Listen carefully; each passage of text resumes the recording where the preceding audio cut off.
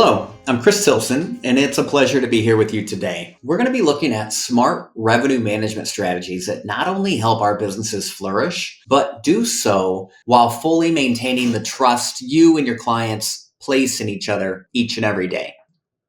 I've had the unique opportunity of growing up in the pet care industry. The kennel at Arbor Lane has been my family's business for the last 60 years. So for me, the pet care industry is family legacy. And from just a young age, I was hands-on with all aspects of running the family business, learning from the ground up. I've taken that heritage and my passion for innovation to co-found Goose, where we develop cutting-edge technology to make the lives of pet owners and pet care providers a bit easier, a bit better. Before Goose, I also started a company called petbookings.com, reimagining how pet parents book and confirm pet boarding reservations online. But my goal has always been driven by a mission to enhance pet parent convenience while at the same time maintaining a strong focus on business optimization. So today's presentation is structured into 4 key segments, each one building on the previous. So by the end, you have a basic understanding of not only what revenue management is, but how you can introduce it into your business and what your general expectations should be. So we'll start out with some basic foundations, lay the groundwork for understanding what exactly is revenue management and talk about some basic terminology and principles. Next, we'll discuss tools, techniques, and strategies that we can use at our business. We'll talk about 3 in particular that you can begin with.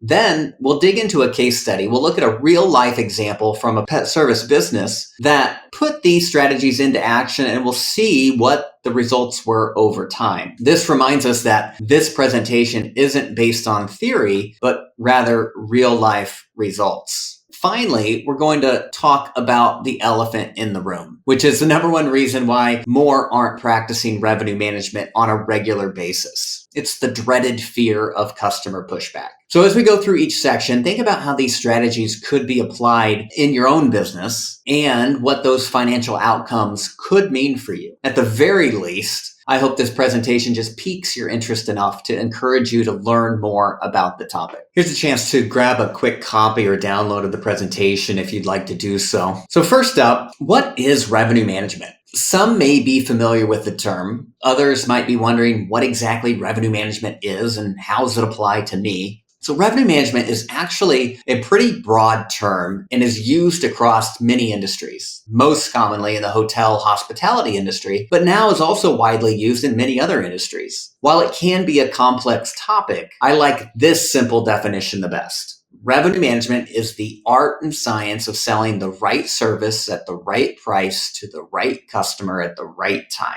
Now, I know that's a lot of variables to account for and get right all at the same time. This is why there are master level degrees you can pursue on this topic alone. So keep this in mind as we navigate this subject. We really are going to be just scratching the surface and talking at an introductory level. So why does revenue management work in our industry, pet services? Well, to deploy revenue management tactics in any industry, there are some prerequisites. For us in pet care, we happen to check all the boxes. So first up, fixed inventory. Just like hotels, we have a limited number of availability each day. Whether it's boarding suites, daycare spots, at some fixed number, we max out. So number 2, we deal with perishable inventory. So what does that mean? Well, if I were a t-shirt salesman and I didn't sell this t-shirt today, I can put it back on the shelf and try to sell the same t-shirt tomorrow. In our world, our services can't be stored or sold later. If a suite isn't booked today, that opportunity is lost forever. I can't go back in time and sell last week's empty room. So third, customers can be segmented by willingness to pay. Our clients have different needs and budgets. Some are bougie, while others are basic. And then you have the entire spread in between. In any case, there's a price sensitivity spectrum, and your customers can be categorized somewhere on that scale. And then finally, and this last point is of utmost importance and is a complete game changer for us, our demand is relatively predictable. So much of revenue management effectiveness relies on our ability to predict the future and to forecast. Having a predictable demand curve gives us an advantage that other industries would die for. So together, all four of these elements help us craft a revenue management strategy that is highly effective and profitable. So we're going to dive in right to that last point immediately here. We are looking at a graph showing the occupancy rates of 2017 to 2023 for overnight boarding. What you see is a very similar demand curve year over year over year over year. This kind of predictability is like gold for us. It means we can forecast our busiest times with incredible accuracy. Whether it's the summer rush or even a holiday spike, we know exactly when the demand is coming. So the hotel industry would be jealous of a demand curve like this. In pet services, our peak periods like holidays and school vacations are as reliable as they come. This lets us plan and optimize our services with a level of precision that's hard to find in other industries. Another thing to point out, this is a great exercise for any business in this industry to do. Know your demand curve. If you start tracking your data in this type of way, I'd be willing to bet you'll find similar patterns. So we talked about what is revenue management. Why are we a great fit for revenue management in the pet care service industry? So why does it matter? Well, our industry's economics are largely based on fixed costs. That means most of our expenses are relatively stable. Yes, labor costs might fluctuate a bit depending on the season, but overall, our outgoings are pretty constant. So let's take a look at a simple example here, which shows that seemingly small changes in our pricing can make a huge difference to our profit. Let's say, for example, you're currently charging $40 a night for boarding. If you bump that by just $2 to $42, it might not seem like much, but the effect on your profitability is quite significant. So why is that? Because all of those fixed costs are already covered by that first $40. So that extra $2 per night, it goes straight to your bottom line. So as a rule of thumb, for every 1% of price increase, you can realize a 5% increase in profit. In this example, a seemingly small 5% increase in price resulted in a 25% increase in profit. That's the power and leverage that smart pricing in our industry has. Small adjustments can have a pretty sizable impact. So next up, let's talk about some tools and techniques that are available to us. Now, as mentioned previously, revenue management is a much more complex topic, and you can pull in many more variables. But for the purpose of our presentation today, we'll be discussing price, quality, and upsell. So pricing. Pricing is one of our most direct tools, but it's not just about jacking up your rates.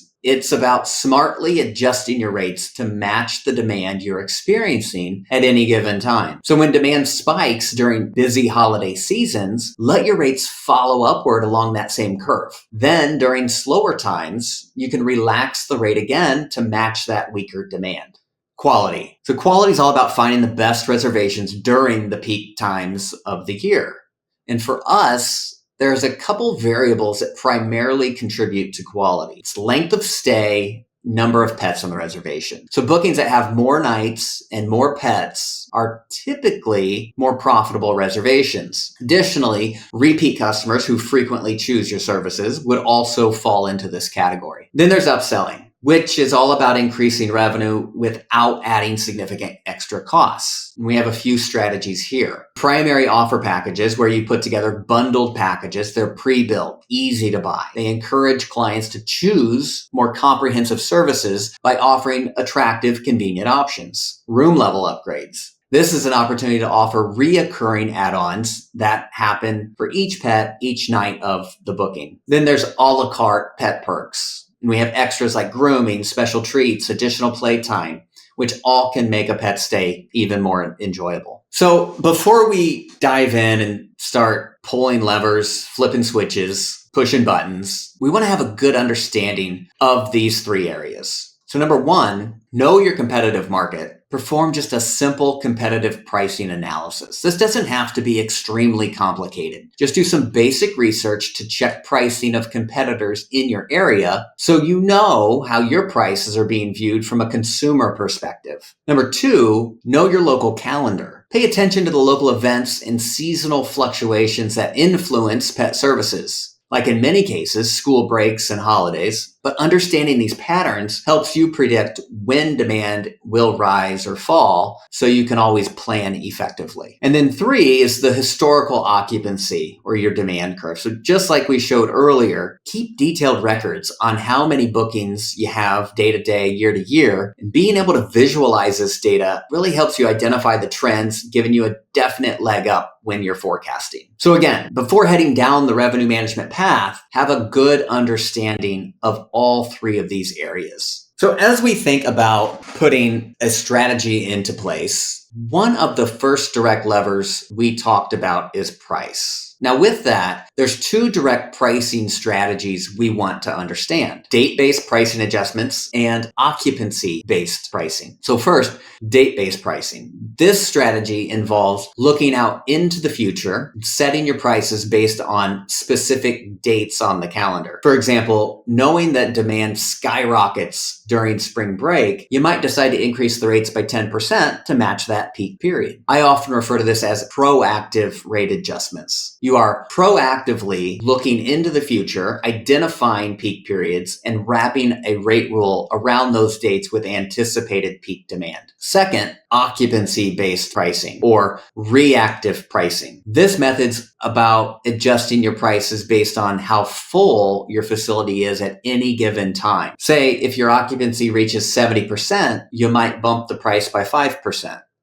This reactive pricing allows you to capitalize on increasing demand and ensures your prices are always aligned with the current market dynamics. In more advanced strategies, blending these tactics together, much like the hotel industry does, you can create a flexible pricing model that adapts to both expected and actual changes in demand. This not only maximizes your revenue, but also ensures your pricing is always on the mark. So next, we're going to dive into price, quality, and upsell in more detail, and I'll walk you through some more core principles that tie these elements together to enhance both your profitability and customer satisfaction. Okay, so next up, price. So pricing doesn't have to be uncomfortable or anxiety-inducing. Your goal with pricing should be an attempt to always price at the most market-optimized rate. And since your market or your demand is constantly changing throughout the year, so should your price in an attempt to hit that ever-moving target. So when thinking about adjusting prices, the best time to start is really during peak periods, like holidays or summer weekends. And we've already done the homework to forecast exactly when those periods are. Next, we want to start with small adjustments. We don't want to jump into the revenue management waters and make a huge splash. We want to wade in slowly as to not even create a ripple. Because we also know that even small incremental adjustments in price can have a very meaningful impact on our profitability. So a small initial increase of 3 to 5% usually does the trick. And using date-based pricing is a great way to introduce that dynamic pricing, not only to your customers, but also to your staff, because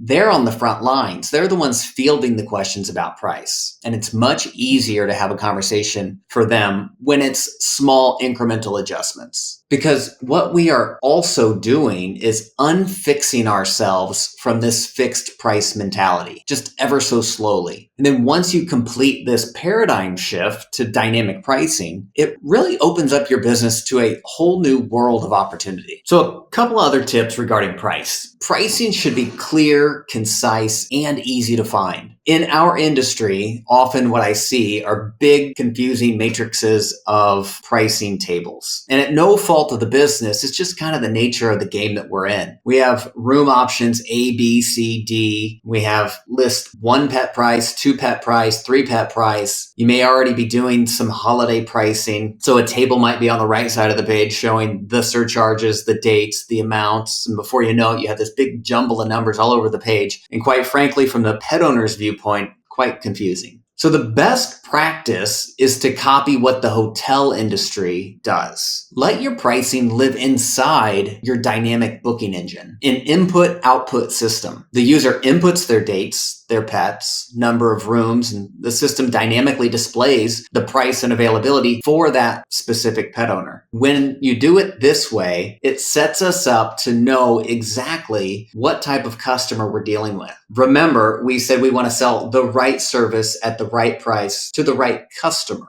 It also doesn't get any clearer and easier than this from a pet owner's standpoint. If you must list your prices directly on your website, consider using a prefix like starting at or showing a price range, which can leave yourself open for optionality for dynamic pricing. Okay, so next up in our revenue management strategy, we have quality. When we think about quality, it's all about getting those best reservations during those busiest times of the year. In the hotel industry, you probably are familiar with minimum length of stay, but in our industry, not just length of stay, but the number of pets also can contribute to the value of a booking. So we want to optimize for both length of stay and number of pets. We do this by way of a tool called minimum booking value, or MBV. This is extremely useful during periods when your demand exceeds your supply. Because what we mentioned earlier, we have limited inventory. So how do we best maximize that inventory? The other thing to keep in mind is that each peak period throughout the year will have a unique MBV profile. Spring break will be different from summer weekends, which will be different from Thanksgiving. It's important to refer back to your homework that you already did and reference your local events calendar, your demand curve, and know precisely what those profiles look like.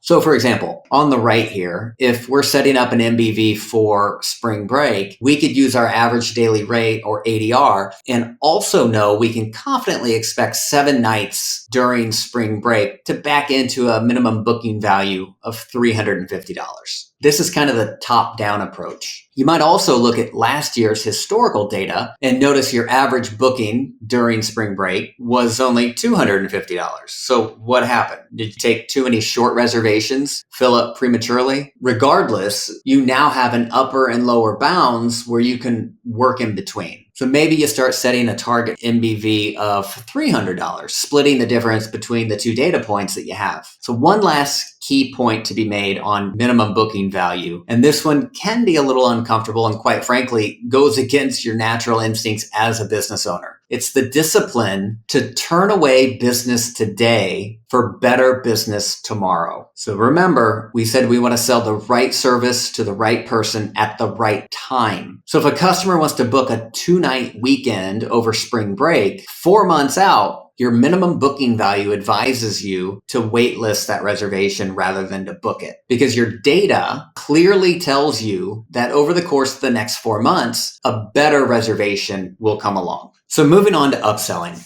Upselling is all about generating more revenue without adding a lot of extra costs. You already have these folks walking in your door. What else can you offer them? Upselling also holds a special place in revenue management strategy. And it's not particularly about what you're selling, but more importantly, how you're positioning your upsells. If anyone has received a demo from me, I've probably said it, but I love to buy, but hate being sold. So if you position your offers in front of me in a very consumable format, I most likely will do a fine job of upselling myself. But what we often see in the market is a laundry list of services like what you're seeing here in the upper right. This would be a good example of decision overload. There's too much all at once. Instead of our consumer engaging, this actually causes decision paralysis and can slow down our buying process and cause us to abandon it altogether. So what we want to be thoughtful on is how we position and present our upsells so that we can maximize conversion. And utilizing dynamic booking engine really allows us to orchestrate an elegant revenue management strategy that not only enables dynamic pricing, like we talked about previously, but also dynamic positioning. The paradox of choice is a theory that states that having more options can actually have a negative impact on the consumer buying experience. We want to present our offers in a way that doesn't overwhelm pet owners, but at the same time encourages them to choose more. Because we also know as operators, when we allow pets to opt into the additional services we offer, they typically have a better experience under our care. This is best achieved by splitting up choices into smaller bite-sized chunks that are more consumable for the consumer. So we want to make that buying experience as easy as possible for the pet owner, and it's much easier to make a few small decisions versus being faced with many options all at once. We've found that the power of three can be very highly effective in positioning your offers, because we can also tap into what we call the compromise effect, where people don't tend to choose big options or small options, but they compromise somewhere in the middle. So we start them off by allowing them to select the primary offer, which can range from basic to bougie, depending on how many additional services you bundle and package together. They're pre-built, easy to buy. Then next, we can present them with room level upgrades, which again consists of single services or pre-built bundled services that are applicable to each night and all pets in the reservation. And then last, we want to offer the option of a la carte pet perks that allow the pet owner to fine-tune and tailor the booking to really meet their needs. One important point to call out is the connection to the original definition of revenue management, selling the right thing at the right price to the right person at the right time. By dynamically curating your offers, you are able to optimize for selling the right thing to the right person. So when you position your primary offers from good, better, best, we know most will settle somewhere in the middle. However, we also have the ability to choose what we display to each customer. So if a customer chooses the most basic primary offer, we can send them down path A and show them room level add-ons and pet perks that we think speaks best to that type of person. If another customer chooses maybe the best, highest, most expensive option, you know who you're dealing with, a more affluent client, and you can send them down path B and present room level add-ons, pet perks that speak directly to that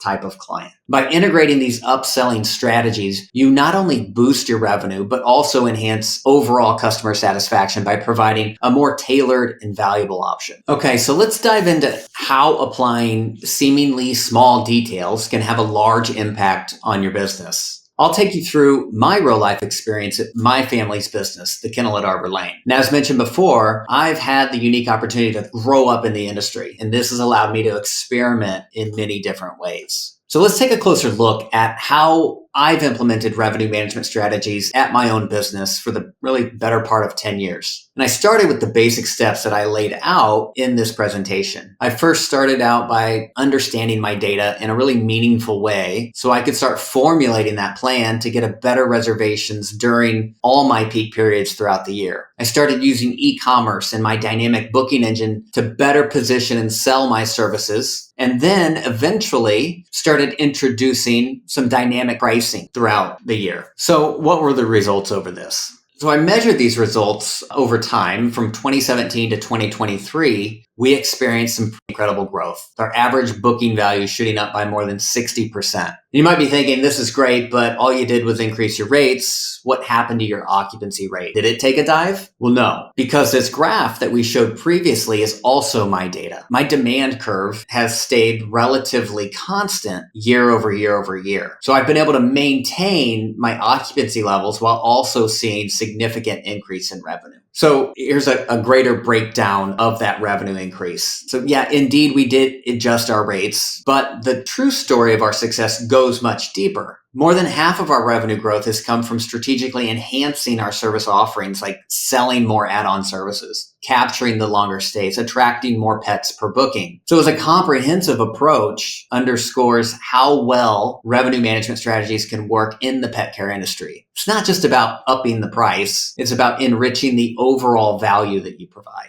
So in wrapping up, I want to just share some insights on handling objections, because the thought of implementing some of these revenue management techniques can create some fear of customer pushback. In reality, that fear of customer pushback is much greater than the actual experience. So let's take a look at a few of these. Objection number one, won't I lose customers if I adjust pricing? Well, the reality is you're already probably losing customers today during these peak periods because you're unable to service all of the demand you already have. So at some level, somebody's on the outside looking in. So I think of it in terms of trading out certain customers for better customers. It's important to recognize that the most price sensitive customers may not always be the most loyal. So really, this is an opportunity to kind of handpick your true fans. Number two, when customers ask, why is my price increasing? So it's crucial to kind of shift the focus from us to them. Instead of framing it as our need, we emphasize their benefits. A helpful response might be, we adjust our pricing to maintain the high quality of service that you've come to expect. During peak times, we increase staffing and enhance our facilities to ensure that pets receive the best care possible. So this way, we're clarifying that the price change isn't just about the cost. It's about continuing to deliver the service level that our customers come to love and value over time. Now, number three, how do I know what your prices are? Well, I think this answer is kind of twofold. So if they're calling to inquire at my front desk, my staff knows to follow that question up with another question, which is, what dates are you looking at? Happy to check. Because in actuality, my staff doesn't really know the price offhand either. They need to input the dates and the pets to see what the price is. Now, on the other hand, customers are always welcome to go directly to our website to check pricing and availability at any time. And quite honestly, it doesn't really get any more transparent and convenient than that. And then lastly, I've been a local customer for years. And for this one, I like to emphasize that my most loyal customers have the advantage. They know how awesome we are. They know the value that we deliver. And the last thing I want to do is underprice my services to sell out too quickly to folks who aren't necessarily my most loyal fans. So by adjusting the price during these peak periods, I'm actually using it as a way to manage and control my demand, ensuring that I have availability for my most loyal customers who value us the most. So in wrapping up here, I hope today's presentation has illuminated the potential of smart revenue management strategies and enhancing, the success and profitability of your pet care business. By leveraging these techniques, we can ensure not only financial growth, but also continued trust and satisfaction among our clients. Let's embrace these strategies and build a brighter, more prosperous future in our industry.